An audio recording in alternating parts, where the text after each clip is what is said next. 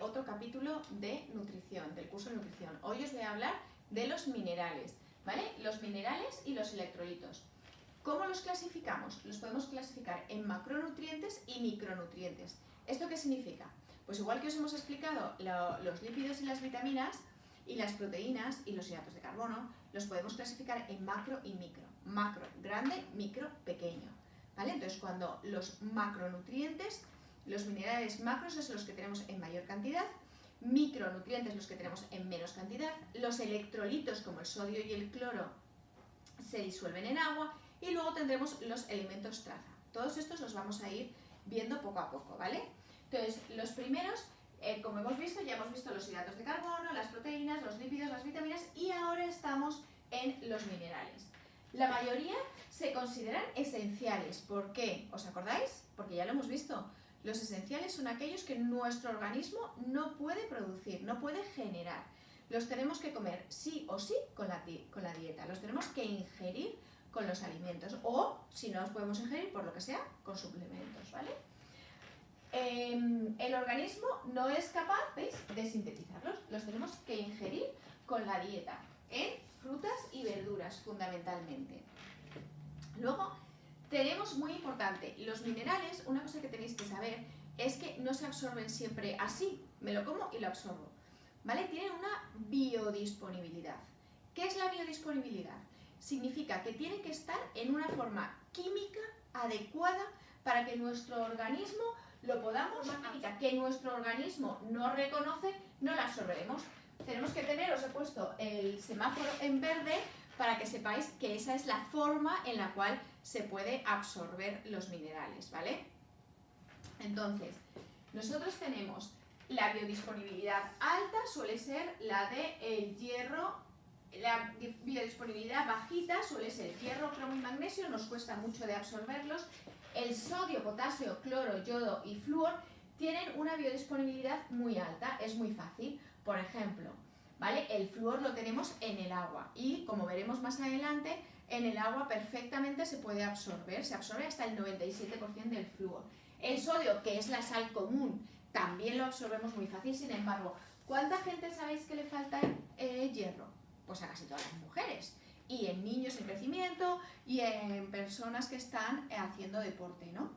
A todos estos nos falta hierro. ¿Por qué? Porque además, aunque lo tomemos, nos cuesta muchísimo de absorber, porque su biodisponibilidad es difícil.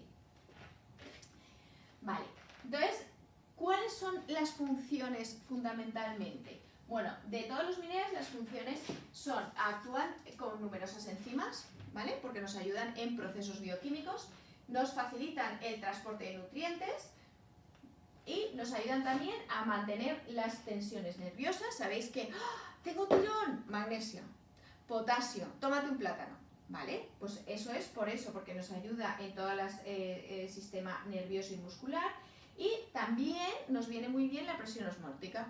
Retengo líquidos, qué gorda estoy. Claro, porque estamos tomando mucho sodio, ¿vale? Mucho sal, no tomes sal.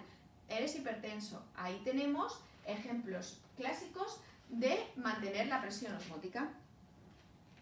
Luego también tenemos la función estructural. A ver, pensar uno rápido. El calcio, fundamental. ¿De qué están formados nuestros huesos? De calcio. Pues por eso nosotros tenemos una función estructural. Y también el fósforo también nos ayuda muchísimo a toda el esqueleto, ¿vale? A toda la formación de los huesos. Luego tenemos la clasificación, como hemos dicho antes, en macroelementos, como es el calcio, el fósforo y el magnesio, microelementos, como puede ser el hierro, el yodo, electrolitos, que son los que se disuelven en el agua, como por ejemplo el calcio, el sodio y el cloro, y elementos traza, que como os he dicho son en muy poquita cantidad, como por ejemplo tenemos el selenio.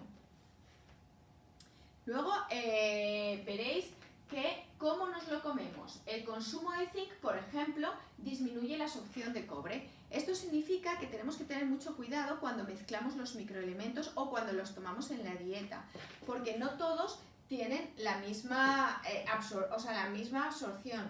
Si, por ejemplo, si juntamos hierro con vitamina C, o sea, con zumo de naranja, el hierro no se va a absorber. Pues eso lo sabemos casi todos, ¿no? Y lo tenemos como muy interiorizado. Pues aquí pasa lo mismo. El consumo de zinc disminuye el consumo de cobre. El consumo elevado de calcio disminuye la absorción de magnesio, zinc y hierro. Por ejemplo, siempre nos han dicho también que no tomemos con lácteos el hierro. ¿Por qué? Porque no absorbemos hierro.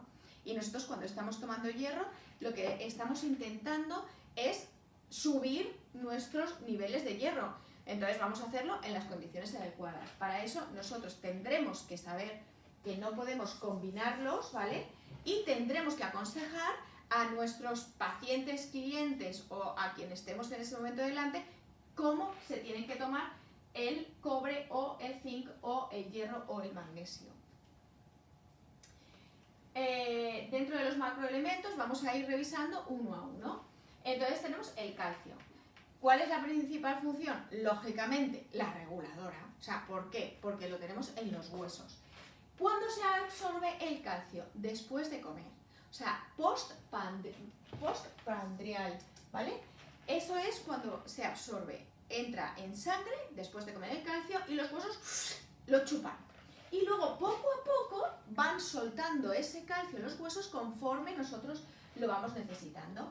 ¿Vale? Interviene en la contracción muscular. Es muy importante no tener demasiado calcio en sangre porque podemos tener una insuficiencia cardíaca, problemas de corazón, ¿vale? También participa en el impulso nervioso, es muy importante, e interviene en la coagulación sanguínea.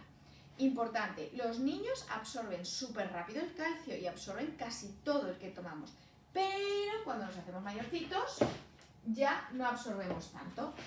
¿Vale? Del calcio que tenemos absorbemos muy poquito, casi un 10%, ahora lo veremos en la siguiente diapositiva, ¿vale? Vemos que de niños absorbemos prácticamente todo el calcio que comemos, pero sin embargo de mayores no. Y por sexos nos pasa igual, los hombres absorben mucho más calcio que las mujeres. ¿Qué pasa si tenemos una carencia de calcio? Bueno, pues nuestros huesos se vuelven más frágiles y en esta época no llegamos a un raquitismo. Es cierto que en este caso soy partidaria de no dar calcio, aunque nos falte. Lo que se intenta hoy en día es dar dietas ricas en calcio y vitamina D o lactosa, que como ahora veremos, nos ayudan a que se absorbe. ¿Veis? ¿Qué factores nos ayudan a que se absorba el calcio? La vitamina D y la lactosa. La vitamina D se absorbe del sol, como ya vimos antes y en capítulos anteriores, y si no la absorbemos, bueno, pues tenemos que tomarla con suplementos. ¿Factores que dificultan su absorción? Vale, pues la dieta rica en grasas, luego la presencia de oxalatos también, y de oxalatos, por ejemplo, las espinacas evitan que absorbamos calcio, y la falta de ejercicio. El ejercicio nos ayuda muchísimo a retener el calcio, es muy importante, sobre todo el ejercicio de fuerza. ¿Vale? ¿Dónde vamos a encontrar el calcio? Pues en leche, quesos, judías y frutos secos. Luego tenemos el fósforo, muy parecido al calcio, ¿vale? También tenemos una función reguladora que se encuentra en los huesos. El fósforo, la absorción intestinal es del fósforo, al contrario que el calcio, ¿vale? A medida que aumenta la absorción de uno, aumenta la eliminación del otro. También se ve muy favorecida la absorción de fósforo con la vitamina D. Forma parte de los fosfolípidos. ¿Estos dónde están? En las membranas de las células. Con lo cual también es estructural, es una función estructural. Nos ayuda a regular el pH y, como no, ¿dónde se encuentra fundamentalmente el fósforo? En ATP. El P es del fósforo, ¿vale? Es la parte de excelencia de las moléculas energéticas. Es muy importante. La falta nos produce debilidad, no tenemos fuerza, también nos produce una debilidad ósea, porque hemos dicho que donde se encuentra en los huesos. Necesitamos unos 800 miligramos al día de fósforo y no solemos tener problemas porque se encuentra en la carne, el pescado, en las legumbres, en los huevos. Entonces no suele haber problema para adquirirlo. El magnesio, súper importante también. El magnesio tiene una función reguladora, también nos ayuda mucho en los huesos. Nos ayuda está en las membranas plasmáticas, también está en todas las participación de la transmisión del impulso nervioso, por eso nos ayuda a no tener calambres y a tener menos contracturas musculares. La carencia, obviamente, si nos ayuda a no tener contracturas y nos ayuda también a la transmisión muscular, pues la carencia nos producirá espasmos musculares, cambios de personalidad, náuseas, vómitos. Se recomiendan de 300 a 350 miligramos día. Es muy importante. Y se encuentran en todas las verduras verdes, en las legumbres y en la carne fundamentalmente. Luego los microelementos, ¿qué hemos dicho de ellos? Que son los que necesitamos en menor cantidad, ¿vale? No necesitamos tanta cantidad, como por ejemplo el hierro. El hierro, casi todo el mundo sabemos que a alguien o a nosotros mismos nos falta hierro.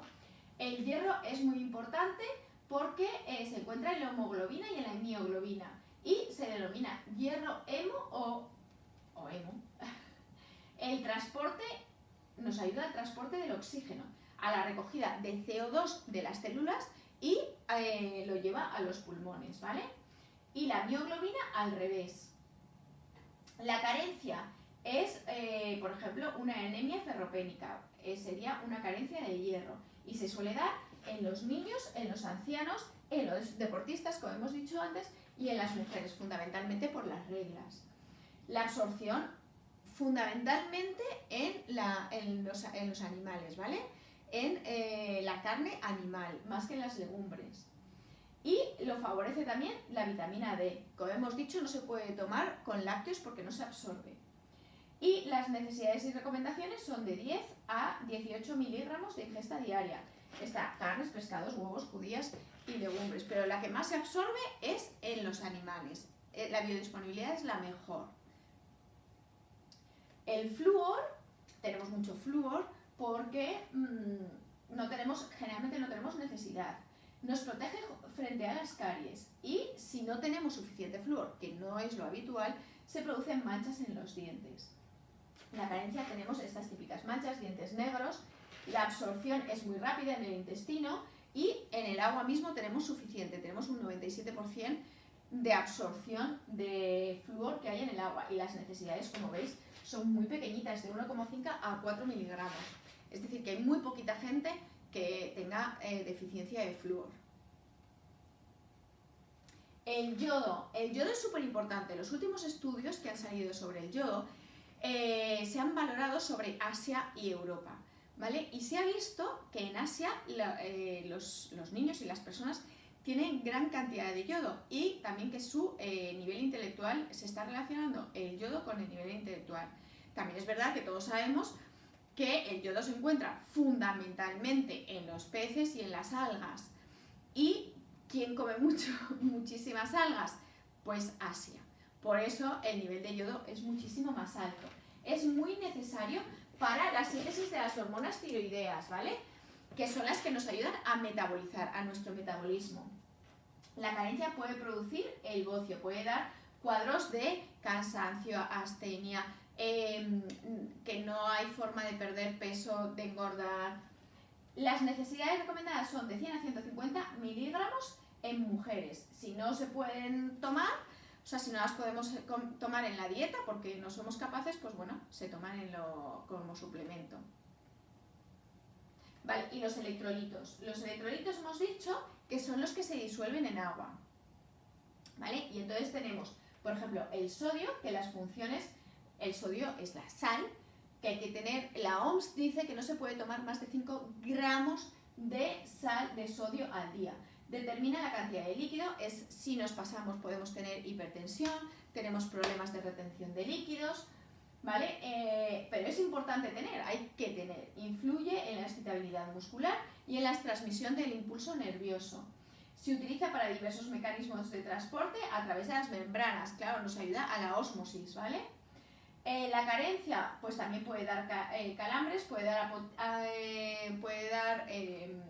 reducción de apetito y una apatía, o sea, una desgana por todo. Y las recomendaciones son 500 miligramos día. 500 miligramos día. Y máximo 5 gramos. Hoy estaba estudiando las etiquetas, estaba dando una clase sobre etiquetas y estaba viendo que en unas papas, en 100 gramos hay 2 gramos de sodio, para que os hagáis una idea de la cantidad de sodio que ingerimos habitualmente. El cloro.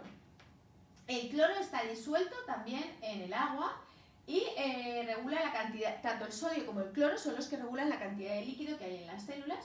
Es indispensable el cloro para la digestión. Nosotros, el estómago, y además está preparado para tener un exceso de cloro y es muy necesario, por ejemplo, para absorber la vitamina B12. Como os contaba antes, la vitamina B12 va cogidita, ¿vale?, de una proteína. Y si no tenemos un pH ácido, es decir, un cloro alto en el estómago, no se separa de esa proteína y si no se separa, no se puede absorber. Para que veáis el valor tan importante que puede tener en nuestra función gástrica, ¿vale? Debido a la estricta regulación de los niveles de cloro en sangre, no se han detectado problemas, ¿vale? No aparecen cuadros patológicos y se necesitan más o menos 1000 miligramos es decir, 1 gramo de cloro al día. Y ya casi por último tenemos el potasio. El potasio nos ayuda junto con el sodio y el cloro en la regulación de la presión osmótica, influye en la estabilidad neuromuscular. Todos habréis oído también los calambres. ¡Ay, tengo calambres! Tómate un plátano. ¿Por qué? Porque los plátanos tienen potasio, por ejemplo, y no suelen existir carencias. Eso pasaba antiguamente, ¿vale? Esta hoja es antigua porque hoy en día tenemos más carencias de potasio. ¿Por qué? Yo os lo explico. Porque el potasio, el cloro y el sodio, ¿vale?, tienen que estar equilibrados. Y la dieta mediterránea, y sobre todo en nuestra dieta, metemos muchísima sal. Si metemos muchísima sal, baja el potasio. Y ahí tenemos los problemas, ¿vale? Tenemos que intentar tomar menos sal y un poquito más de potasio para que lo tengamos todo equilibrado. Necesitamos unos 1600 a 2000, es decir, de 1,5 a 2 gramos al día de potasio. Se encuentra, como todos sabemos, en las patatas, en los plátanos, en las bananas y también en las verduras, en la carne, en los pescados, mariscos. Y ahora tenemos ya por último los elementos traza, que es lo que hemos dicho que se necesita en muy poquita cantidad. Dentro de estos tenemos el zinc, es muy importante para nuestra salud. Está presente en la insulina.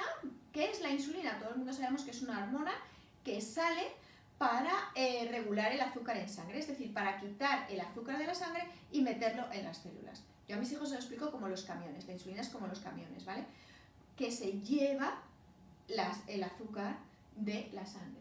Bueno, pues se encuentra en todas las células, con lo cual nosotros sí o sí necesitamos el zinc, si no, no podemos montar esa cadena de insulina. La carencia puede producir lesiones en la piel y retraso en la curación de las heridas de la piel. También puede producir anorexia, hipogonadismo y trastornos del crecimiento. Las necesidades, como veis, son muy pequeñitas, de 10 a 15 miligramos al día. Luego tenemos el cobre. El cobre se almacena básicamente en el hígado y en el músculo y en el encéfalo y es indispensable para el correcto funcionamiento de los enzimas, que son los que nos ayudan a todas las reacciones químicas de nuestro organismo, ¿vale? Participa en la formación de la sangre y es indispensable para nuestro sistema inmunitario. Cuando alguno se constipa mucho y tal, pues siempre valoramos la posibilidad tanto de vitamina D como cobre. La carencia puede producir anemias, alteraciones óseas e inmunitarias, porque para ello hemos dicho que tiene su función, y disminuye con la absorción, es en el intestino, le ayuda la vitamina C y cantidades elevadas de zinc, donde 900 miligramos al día y lo encontramos en la carne, pescados, hígados y cereales. El selenio, a mí este me encanta. ¿Por qué? Porque es el antienvejecimiento. Quita radicales libres, nos deja guapísimos, nos deja una piel estupenda, es el anti-aging. Pero claro, tenemos que saber cómo tomarlo y en qué cantidades tomarlo.